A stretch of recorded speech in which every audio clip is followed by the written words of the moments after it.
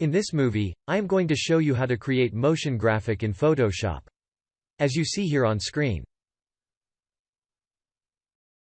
I already prepare this new document. Before we start, we need to change the workspace, by head up to the window menu. Then go to Workspace, then click on Motion. The Motion workspace gives us the video timeline panel. Underneath here, you see the button that say, Create Video Timeline. Click on it. Then we get the video timeline, that we are going to use it a lot. This timeline is very narrow. You can click this button to zoom in the timeline. That make your work better. Now it's time to import media into the timeline. There are two ways to import media into timeline. You can click on the plus button here on the right of the timeline. Or you can click on this film strip icon here. Click on this icon then choose Add Media. So I am going to click on it to import video clip that I want to work with. I select this file and click Open. When you import media into the timeline, it will be grouped together. We want the video to be separated. So you need to right-click on this icon. Then choose Ungroup Layers. You can click this icon to zoom out the timeline. So you can see the video clip that we just imported. We can move this clip to the top layer. As you can see, these two layers are moving together. So you need to click somewhere on the empty space, to deselect the layers. Now we can click on this clip to move, to a place you prefer to. Now, it looks great. Let's import another video clip to the timeline. This time, I click on the plus icon, to import the clip.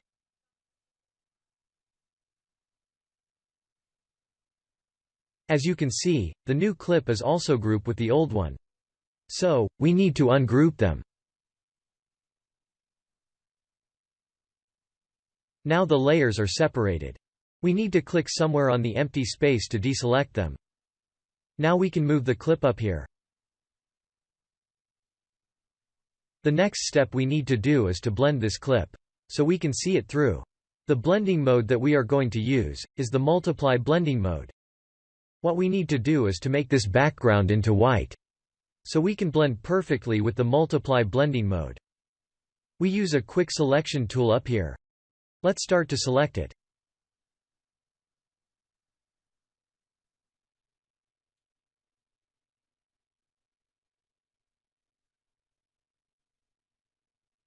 To remove this part we need to hold Alt on the keyboard, then drag it around. You can adjust it slightly. Also here as well.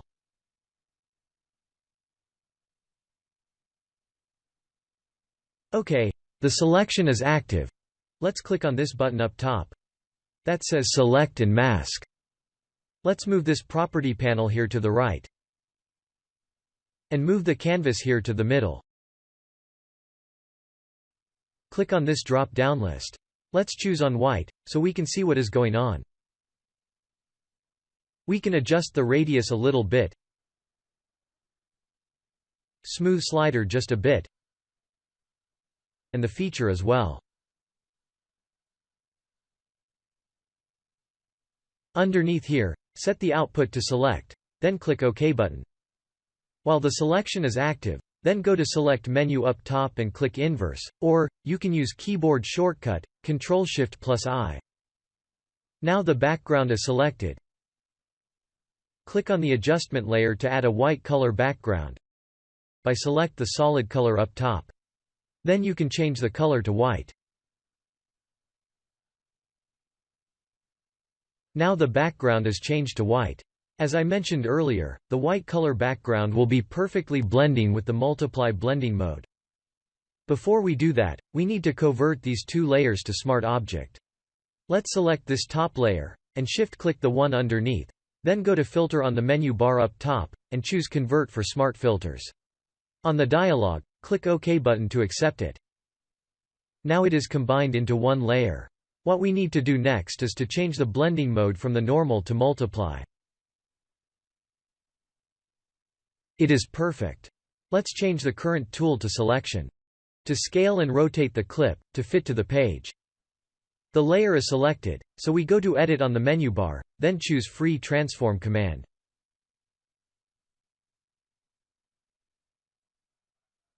At the corner here, you can click and hold, drag to scale it down. Let's move it here to the left.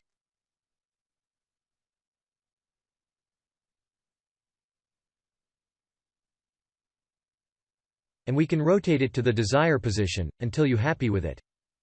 Maybe we can adjust it a little bit more. What we need to do next is to create a layer mask on this layer. Select the layer and then click on the mask icon at the bottom. Now we have a layer mask. Click on the mask, and then go to the gradient tool. On the control bar, I choose the third preset here. Now you can click and drag up. You can see it fade out very nicely. Maybe we move up here a little bit more. You also can change the opacity as well. It seems looking very good. The mask is selected. We use brush tool to paint with black to hide the edge of the clip. You can change opacity to about 50, then start painting with black.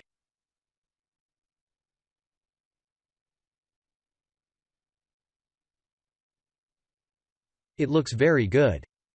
You can paint with white to reveal some detail. Let paint with black to remove here a little bit. Now press spacebar to preview the clip.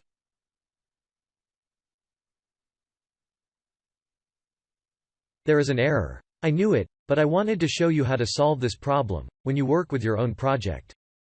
Let's fix it. We've converted this layer as a smart object. I know because I see this icon. Double-click on it, and then Photoshop open the document. Now we can move to adjust it. Now we have to save it, by go to File menu and Save command, or use shortcut key Ctrl+S. You can close this document, by hit this X icon. Perfect. Now you can hit spacebar to preview the video. I want the actress to look at the flipped paper, right after it flips over. Let's move this video clip on the timeline.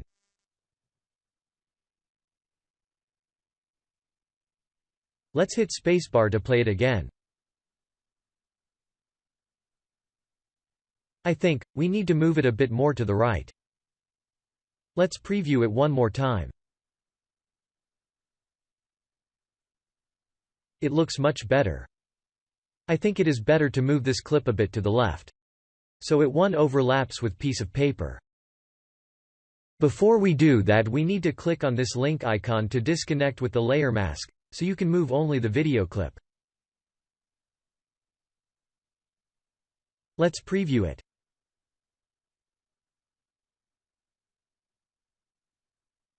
Very much better.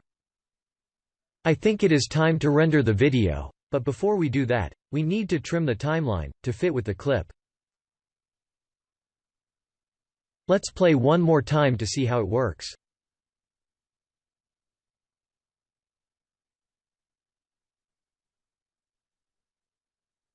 It looks very good.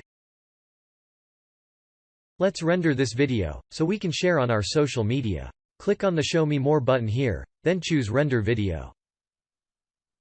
On this dialog, you can name your video, where you want to save it. Set the video format to H.264 and the quality to high, and the video size is 1280 by 720. Everything looks very good. Let's click on the Render button to render it. This will take for a while. It is based on your computer performance. Thank you for watching.